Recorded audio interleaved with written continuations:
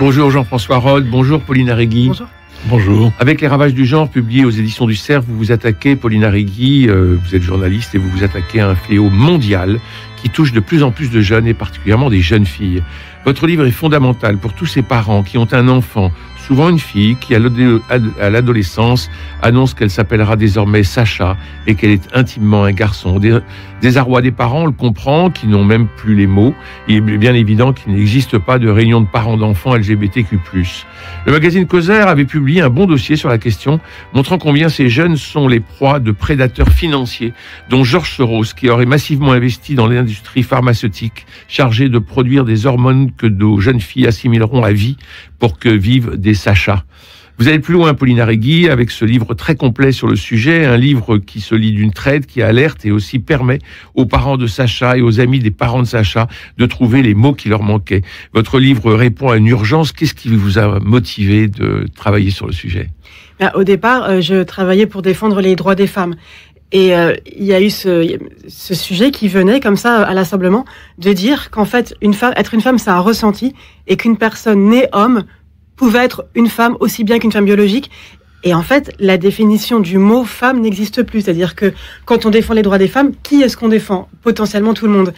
Et c'est comme ça que j'ai commencé à m'intéresser au sujet. Et au départ, c'était un intérêt, on va dire, tout début, purement intellectuel, j'ai envie de dire, qu'en fait, ces personnes disent une femme est une personne qui se sent une femme. Et donc, on peut continuer comme ça, qui se sent une femme. Enfin, et donc, c'est une définition tautologique. Il me semble que c'est la première fois qu'on a un mot qui a une définition ou en fait sans contour.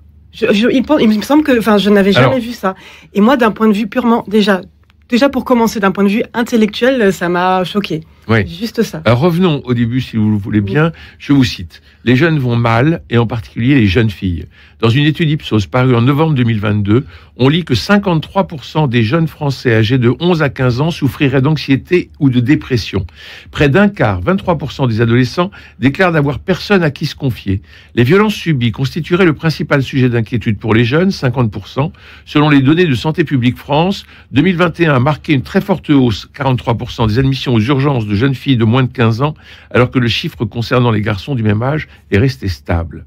Un peu plus loin, anorexie et dysphorie de genre sont des réponses somatiques à un refus de devenir une femme.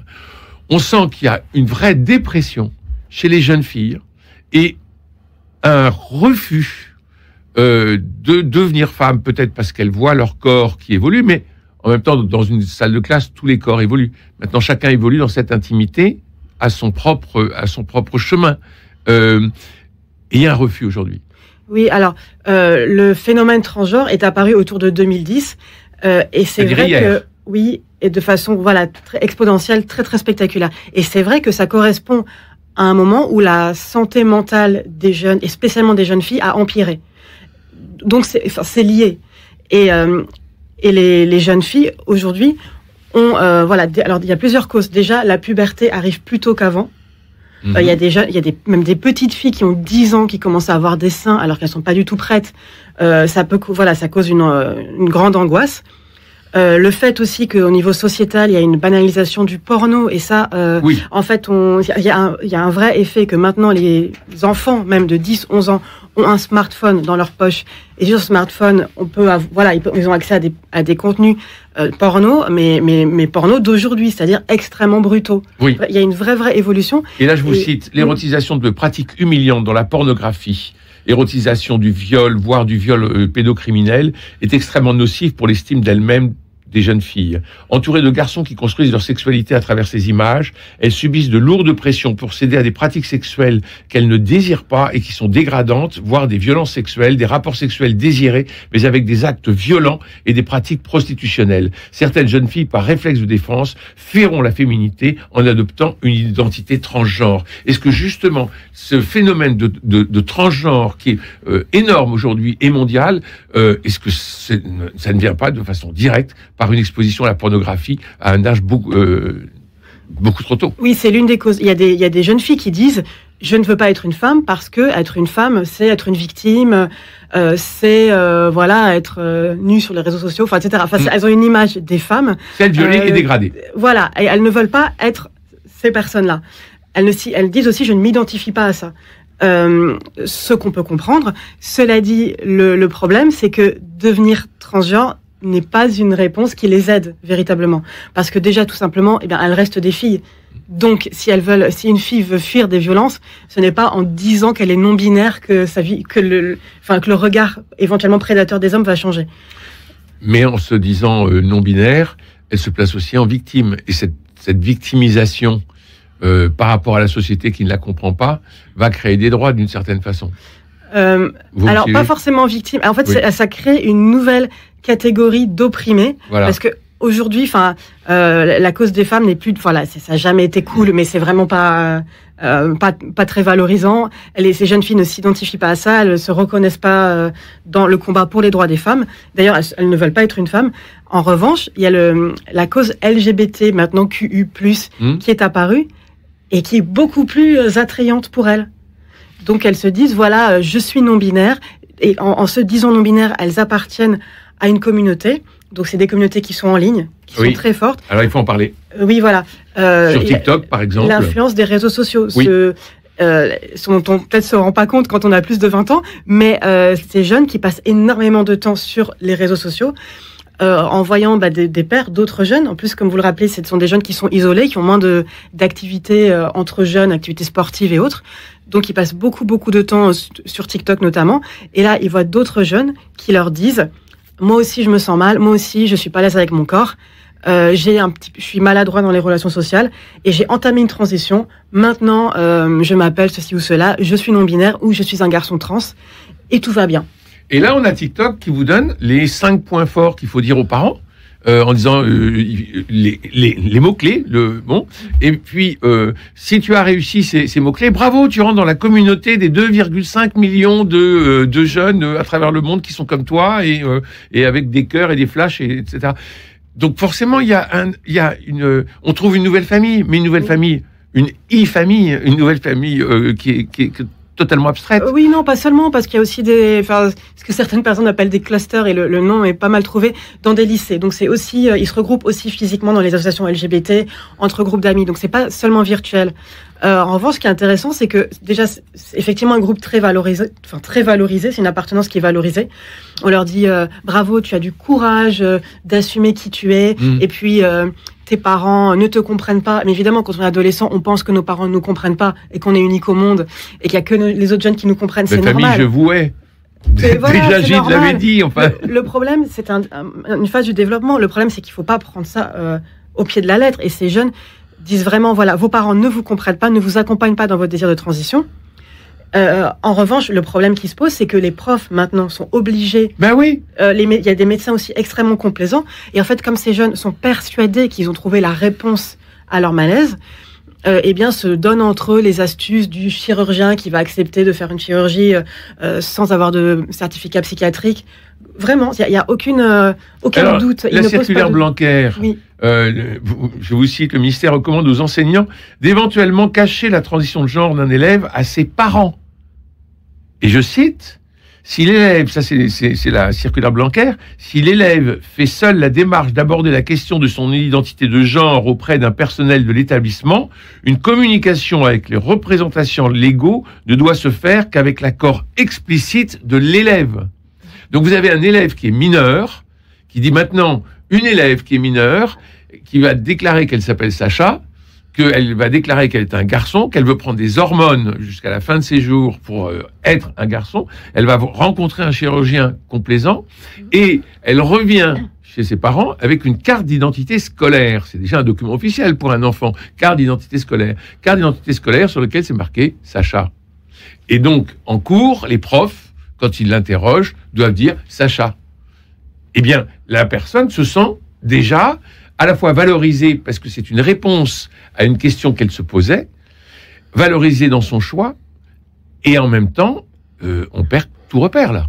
Oui, en fait, le problème et le gros malentendu, même il y a des personnes dans la société très bien intentionnées et qui subissent ce malentendu, c'est qu'il y a vraiment la la cause des transgenres s'est complètement plaquée sur ce qui était la cause des homosexuels. Oui. C'est-à-dire qu'à un moment donné, on s'est dit l'homosexualité n'est pas une maladie, n'est pas un crime. Il y a des personnes qui sont comme ça, qui peuvent pas le choisir. Ça se manifeste par des attirances, etc. C'est un fait. Et si on essaye de forcer ces personnes à devenir hétéros, en fait, c'est cruel et en plus c'est inefficace. Ça, maintenant, il y a relativement un consensus là-dessus, et tant mieux. Et en fait, les militants transactivistes ont le même discours à propos des trans, de dire si un enfant ou adolescent dit qu'il ou elle est trans, eh bien c'est la vérité parce qu'il ou elle le dit. Donc il faut surtout aller dans son sens. Et c'est là où c'est très ambigu, la circulaire Blanquer et la loi. Il y a une loi en 2021 contre la thérapie de conversion. En fait, c'est un mot que tout le monde connaît parce qu'au départ, thérapie de conversion, c'était pour pour forcer des homosexuels à devenir hétéros. Donc ça, il y a un consensus pour dire qu'il faut pas faire ça, que c'est pas une bonne idée. Sauf qu'en fait, dans la loi, on dit il faut pas contrarier l'orientation sexuelle ou l'identité de genre. C'est-à-dire qu'une personne qui est qui est homo, il faut pas la forcer à devenir hétéro, d'accord. Mais une personne qui est transgenre, il faut pas la forcer à devenir, comme ils disent, cisgenre.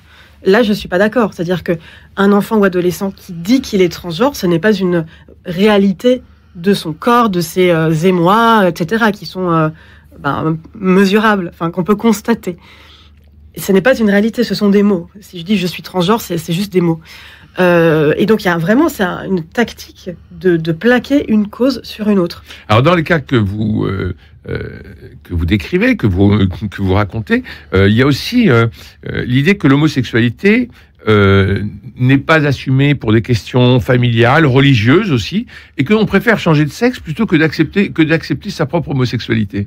Là aussi, c'est très intéressant parce que ce qu'on pense habituellement, parce que c'est présenté comme ça, et ce que je pensais aussi avant de m'intéresser au sujet, c'est que en gros, maintenant dans la société, on accepte plus ou moins les homosexuels et lesbiennes qui ont des droits, voilà, mais il reste une minorité qui n'est pas encore acceptée. C'est comme s'il y avait un chemin de progrès. On accepte, maintenant on reconnaît que les femmes ont des droits, on reconnaît ensuite que les homosexuels ont des droits, et maintenant il reste à reconnaître que les personnes trans ont des droits, comme c'était un cheminement comme ça. Mm-hmm. Et le discours, c'est de dire les personnes transgenres ont toujours existé, mais elles étaient tellement opprimées qu'elles n'osaient pas le dire. Bon, ça reste de l'ordre de l'hypothèse. Enfin, l'abbé de Choisy était content. Pardon ? L'abbé de Choisy était content. De se déguiser en femme. Alors, ce qu'il faut pour rassurer les parents, et les parents qui nous écoutent, qui ont une jeune fille qui veut s'appeler Sacha, il y a aujourd'hui des associations et des groupes de parole pour aider les parents, notamment Hippomonie. Oui, alors c'est donc Hippomonie avec un Y. Avec un Y. Ce qui veut dire patience en grec. En fait, le propos de ces parents d'enfants adolescents qui se disent trans, c'est de dire calmons-nous, on attend. Parce que tout simplement, c'est pas de la mauvaise volonté de leur part, ça se repose aussi sur des études scientifiques qui disent que il y a un certain nombre d'enfants qui se disent pas trans, mais qui disent je suis une fille alors qu'ils sont un garçon, à l'inverse. Voilà. Il se trouve que dans plus de 80% des cas, suivant les études, cette confusion passe après l'adolescence. Mmh. Voilà, après l'adolescence. Aussi, il y a un rapport aussi plus concret à son corps sexué. Les personnes... on trouve les mots aussi pour pouvoir en parler. Oui, mais en fait, un enfant qui disait... en fait, je suis une fille, en fait, je suis un garçon. Passé l'adolescence, ces personnes se réconcilient avec leur sexe. Et souvent deviennent homosexuels, en fait. C'est là que c'est intéressant. Enfin, c'est une information intéressante. Et donc, en fait, quand un enfant ou adolescent dit qu'il ou elle est trans, il faut attendre pour voir si ça ne passe pas à l'âge adulte, tout simplement. Et si ça ne passe pas à l'âge adulte, là... Oui, une transition peut être une bonne idée. Moi, je ne dis jamais que les personnes trans n'existent pas. Je ne dis jamais ça. Bien sûr. En fait, il y a toujours eu une très, très, très petite minorité de personnes, et surtout quasiment uniquement des hommes, qui se sentent mieux en tant que femmes et qui font une transition et qui changent d'état civil. Donc, en fait, ces personnes ont des droits. Et ça a toujours existé. Et ça leur fait du bien de faire une transition, et tant mieux. Mais en revanche, il faut être sûr que ce besoin persiste à l'âge adulte. Jean-François Rode. Oui, vos paroles sont très claires, mais je voudrais dire à nos auditeurs que, en tout cas pour moi, ce livre a été un peu une révélation. Je pense que beaucoup d'auditeurs sont comme moi. on sait que ça existe, le transgenre, bien sûr. On est un peu de bonne volonté. On dit, bah, pas tout, pourquoi pas. C'est une question de mode. C'est la Fashion Week. Non, pas forcément. Mais on peut se dire, non, mais on peut être tout simplement en train de se dire, bah, après tout, peut-être que c'est une réalité. Il faut l'accepter. Il faut aider ces personnes qui vont pas forcément très bien. C'est compliqué. C'est une souffrance. Voilà. Et alors, donc, mais en lisant votre livre, je me suis rendu compte, en particulier donc de l'ampleur presque exponentielle de la chose. Mondiale, et avec un phénomène justement dans les réseaux sociaux qui en fait conditionne beaucoup de jeunes, en particulier beaucoup de jeunes filles. Et je dis pas que... moi, j'ai appris beaucoup en lisant votre livre. J'ai appris surtout qu'il y avait vraiment là quand même une chose à réfléchir, et à réfléchir effectivement au niveau social. Parce que on a tout de suite parlé de la circulaire Blanquer, et on pourrait parler aussi donc de ces médecins qui, il suffit de dire je veux être une femme, je suis une femme en fait. Hein. On dit pas je veux être une femme, je suis une femme. Et quelle que soit la réalité du corps. Mon sexe il est différent, mais moi je suis une femme. Il suffit de le dire pour que ça soit. Bon, c'est une vraie question. Hein. Je trouve que votre livre est un peu pas inquiétant, mais enfin parce qu'il est révélateur. Mais je trouve que on devrait le lire. Hein. Il faut le lire. Et puis ce qui est terrible, c'est que on a l'impression que ces jeunes filles sont des marionnettes d'un énorme réseau, à la fois financier, politique et pharmaceutique. Vous vous rappelez que c'est la célèbre firme Pfizer qui commercialise la testostérone, et puis vous donnez un certain nombre de noms d'entreprises, enfin notamment les GAFAM, et ça se termine sur une espèce de folie. Votre dernier chapitre sur les Google et tous ces... sur le transhumanisme. Après avoir redéfini la biologie en termes d'identité sexuelle, la technologie redéfinira la biologie en termes d'identité humaine. Oui, ce sont les ambitions. C'est pas moi. Ce sont les ambitions de Rothblatt. Martin Rothblatt le dit clairement. Oui. Il l'écrit. Enfin, c'est tout à fait accessible. C'est un programme transhumaniste. Et cette personne dit la transidentité. C'est juste une étape, en fait, bientôt. Mais c'est énorme. Oui. Outre le business des hormones, la transition de genre ouvre des débouchés commerciaux pour d'autres professions. Les psychologues, psychiatres, chirurgiens plastiques, évidemment, mais aussi les orthophonistes, ainsi que les professionnels qui commercialisent des épilations du laser, des binders, du maquillage et du matériel d'entretien de la vaginoplastie pour femmes trans et autres biens de consommation destinés à visibiliser son identité. Donc il y a toute une industrie qui est en train de s'organiser derrière. Ce serait pas grave si c'était efficace. En fait, il y a plein d'industries, surtout. Enfin, voilà. Oui, les médicaments rapportent beaucoup d'argent aux firmes pharmaceutiques. C'est normal. Le problème, c'est que ces médicaments ne sont pas du tout efficaces. Bien au contraire. Il n'y a aucune étude qui montre que une jeune personne trans, dès lors qu'elle fait sa transition, donc médicale, sociale et médicale, se sent mieux ensuite. Aucune étude ne le montre. En fait, on ne sait pas. Ce qui aide les jeunes, parce que, comme vous le disiez, oui, ces jeunes vont mal, ça personne ne le renie. Ce sont des jeunes qui ne vont pas bien, qui se disent trans, c'est une sorte de symptôme ou de recherche d'une solution. Ces personnes vont mal. Et là, en fait, le problème, c'est que la transition ne les aide pas. Ce qui va les aider, c'est les bonnes vieilles méthodes, une psychothérapie, le fait d'avoir une meilleure vie sociale, un rapport à leur corps apaisé grâce à du sport ou autre. Mais pas la transition de genre. Selon les chiffres communiqués par la CNAM en 2020, le nombre de personnes traitées pour une transition de genre était de près de 9000, dont 3300 nouvelles patientes et patients. Ces chiffres ont été multipliés par 10 depuis 2013, et dans le même laps de temps, le nombre de demandes de chirurgie a quadruplé. C'est quand même... un phénomène bouleversant, et merci encore parce que votre livre est très simple, il est plein d'informations et nous pousse à réfléchir à la fois sur notre propre identité, parce qu'il faut aussi y réfléchir, mais qu'est-ce qu'on transmet à nos enfants et comment nos enfants et nos jeunes et nos adolescents, dans la détresse, comment trouver les mots qui vont correspondre à leur demande. Alors, c'est peut-être pas forcément les parents, c'est peut-être les amis des parents qui doivent être là, ou les éducateurs. Je sais pas, en fait... Qui rentre en dialogue? Le problème, c'est que ces jeunes et notamment des jeunes homosexuels, lesbiennes, qui avec en plus un rejet du corps, vont dans des associations de jeunes, et notamment les associations LGBTQI, etc. Et plus. Et là, on les incite on dit, en fait, c'est présenté comme non, on l'accepte, mais en fait, on les encourage, voire on les incite. Et il y a aussi, moi, j'ai parlé avec beaucoup de jeunes ou moins jeunes qui ont été dans ces milieux-là et qui disent, en fait, on ne peut pas poser de questions. On n'a pas le droit de douter. C'est comme ça, un homme qui dit qu'il est une femme, quoi qu'il fasse, qu'il ait les pires comportements des pires hommes, il ne faut surtout pas remettre en question ce qu'il dit. Et dans ces associations-là, derrière, il y a le planning familial. Oui, voilà, qui a changé de mission. Voilà. Ça a été une surprise aussi pour moi, ça, en fait, non ? Oui. Enfin, c'est quand même, là aussi, on voit vraiment une évolution sociale formidable. Enfin, vraiment inquiétante, il me semble, non ? Oui, en fait, on voit que c'est cohérent, parce que j'essaie de montrer dans mon livre, et ce que j'ai constaté, c'est qu'en fait, c'est cohérent. C'est-à-dire qu'au départ, le mouvement transgenre vient d'une collusion, pardon, entre donc clairement des médecins. Mais qui s'amusent au départ, c'est sur des hamsters. Tiens, on va intervertir des gonades de hamsters pour voir ce qui se passe. Alors, ça n'a aucune utilité thérapeutique, mais pour voir.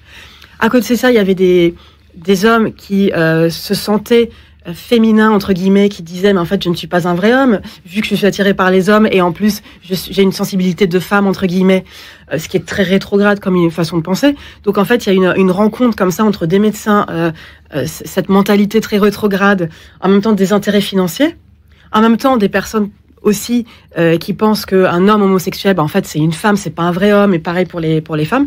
Donc, il y a eu comme ça une rencontre d'intérêts, et en fait, on se rend compte que tout est cohérent.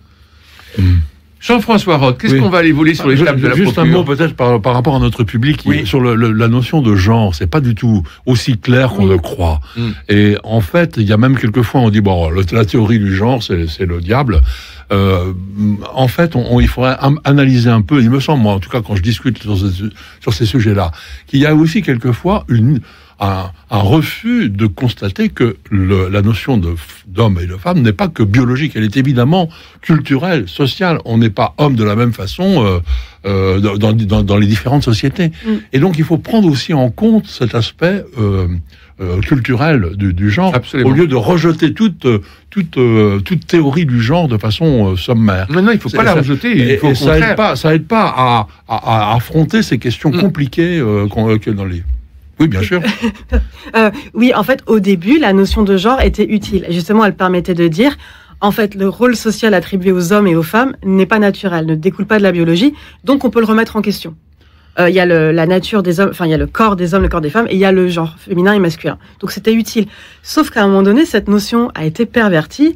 En fait, on s'est mis à dire, on peut être un homme avec un genre féminin, donc en fait, un corps d'homme avec un genre féminin, en fait, c'est une femme. Donc en fait, le côté construit a pris le pas sur la réalité biologique et c'est devenu une identité de genre. Et donc cette clarification est très intéressante et très importante pour qu'on ait un abord réel de ces questions, il me semble. Hein. Mais non seulement c'est important qu'on ait cette définition, mais que les définitions ne soient pas des cases. Vous voyez ? C'est-à-dire qu'elles ne soient pas enfermantes. Or, dans le transgenrisme, on a des repentis. C'est-à-dire qu'on a des gens, des filles qui vont devenir des garçons avec un corps d'homme et qui, au bout d'un moment, se disent « mais non, j'aimerais redevenir ce qui j'étais ». Et donc là, c'est très très grave parce qu'on ne peut pas revenir en arrière.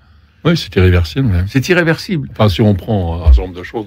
Merci Jean-François Roth, merci Pauline Arrigui. Je rappelle votre livre « Les ravages du genre », et le mot n'est pas trop fort, « Les ravages du genre » aux éditions du Cerf.